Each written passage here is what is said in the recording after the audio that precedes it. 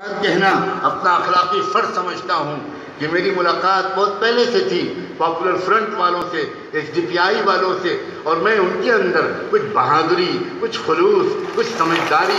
کچھ جرأت میں محسوس کرتا تھا۔ اور میں آج آپ کے سامنے یہ پہلی بار کہہ رہا ہوں کہ 1 سال تک میں نے تقریباً بلا ناغہ ان پاپولر فرنٹ والوں کے لیے اپنے عزیز دوست ابو بکر کا نام لے کر اور ان کے ساتھیوں کا نام لے کر 1 سال تک دعائیں مانگی ہیں۔ مکے میں دعا کی، مدینے میں دعا کی، مسجد نبوی میں دعا کی، استخارہ کیا، اور ان لوگوں کو قریب سے دیکھا تو مجھے محسوس ہوا کہ ذرا نم ہو تو یہ مٹی بہت زرخیز ہے صاحب۔ ان کے اندر میں نے یہ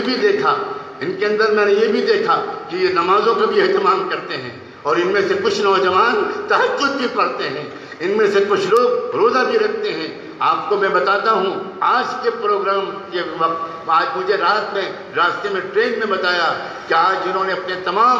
کیڈر سے پورے کیڈر کو کہا ہے آج کے دن روزہ رکھنا اور دعا کرنا۔ یاد رکھنا، جب تک عبادت اور سیاست اکٹھا نہیں ہوگی، جب تک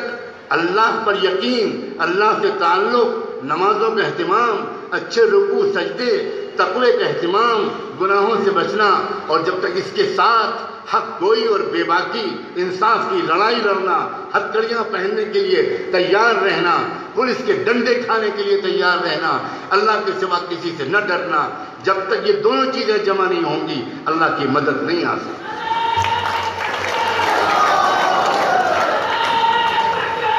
اللہ نظر بد سے بچائے۔ میں کوئی پیشن گوئی نہیں کرتا، میں فقیر